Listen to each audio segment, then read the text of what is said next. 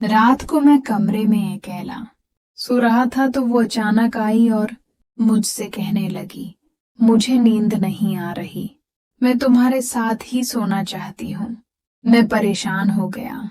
मैं सो जाना चाहता था मगर उसकी चाल ढाल मुझे कुछ ठीक नहीं लग रही थी। वो जिद करने लगी कि मैंने तो तुम्हारे साथ ही सोना है। मैंने कहा मैं एक जवान लड़का हूँ, अगर कुछ गलत हो गया तो। फिर वो मुस्कुराकर बोली, मैं भी तो यही चाहती हूँ कि कुछ गलत हो। पूरी कहानी सुनने के लिए चैनल को जरूर सब्सक्राइब करें।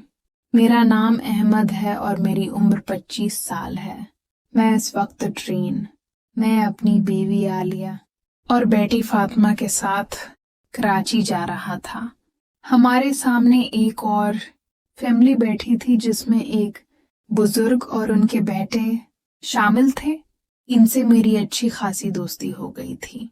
इस बुजुर्ग ने मुझसे कहा, अहमद बेटा अपना फोन नंबर दे दो, हम अगले स्टेशन पर उतर जाएंगे। मैंने उन्हें नंबर दे दिया। ट्रेन रखी तो वो बुजुर्ग अपने अहलो अयाल के साथ उतर गए। इनके जाने के बाद मुझे कुछ उदासी हुई। वो बहुत अच्छे अखलाक वाले इंसान थे। चंद घंटों में ही हमारी अच्छी खासी जान पहचान हो गई थी, मगर ये सफर चंद घंटों तक ही महदूद था।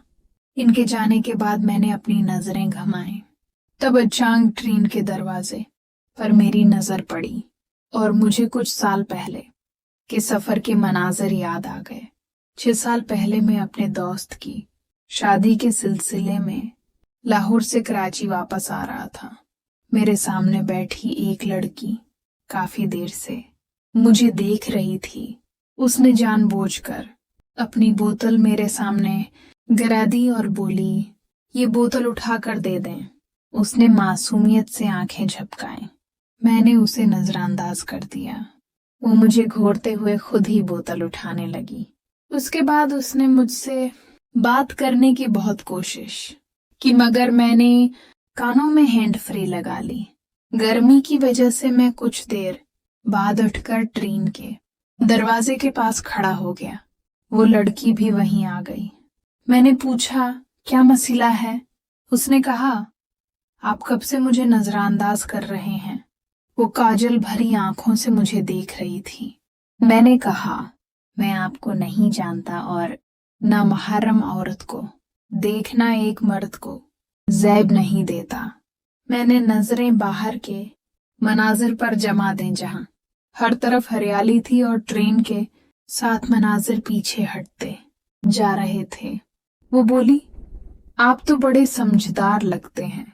दरअसल अब आप मुझे बहुत पसंद आ गए हैं। आप हैंडसम और डिसेंट हैं, इसीलिए बात की, वरना मैं हर किसी से बात नहीं करती। उसकी बात सुनकर मुझे शर्म आने लगी। उसने मुझे रोक कर कहा, प्लीज अपना नंबर दे दें। मैं कोई गलत लड़की नहीं हूं, मुझे अपनी दोस्त समझ लें। मैंने सख्त लहजे में कहा, मैं आपको नहीं जानता तो नंबर कैसे दे दूं? वो बोली, नंबर दे दें, मैं आपको तंग नहीं करूंगी। अगर अब नहीं दिया तो फिर आप जिम्मेदार होंगे। वो ट्रेन से बाहर देख रही थी जहां दरियाए चनाब का पानी मौजें मार रहा था। मजबूरा मुझे नंबर देना पड़ा। कराची स्टेशन पहुंचकर मैं इतर गया और वो लड़की भी वहीं उतरी। उसे देखकर मुझे गुस्सा आया, मगर जब वो अपने अहलवे अयाल के साथ गाड़ी में बैठ गई तो मुझे सुकून मिला कि जान छूट गई। 2 दिन बाद उसकी कॉल्स और मैसेजेस आने लगे। मैंने नजरअंदाज किया, मगर फिर फोन उठाना पड़ा। उसने अपना नाम सारा बताया। रोज बात होने लगी। एक दिन उसने मोहब्बत का इजहार किया और मैंने भी कर दिया। मैंने उसे कहा कि रिश्ता भेजो, मगर उसने कहा पहले अच्छी नौकरी करो। उसने बताया कि उसे फौजी और डॉक्टर पसंद हैं।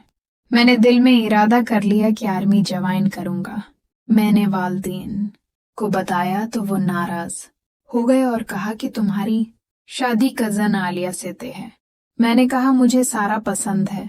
बाबा ने कहा, अगर ऐसा है तो जाकर इसी से शादी करो, मगर इस घर में कदम मत रखना। वक्त गुजरता गया, सारा की बातें कम होती गईं। मैं फौज में भर्ती की कोशिशों में लगा रहा। 8 माह बाद मेरा सिलेक्शन हो गया। घर वाले खुश हो गए। बाबा ने कहा अब आलिया से शादी हो सकती है। मैं दिल बर्दाश्ता होकर कमरे में आ गया और सारा को कॉल की, मगर वो फोन नहीं उठा रही थी। आखिर उसने गुस्से से कहा, बार बार फोन क्यों कर रहे हो?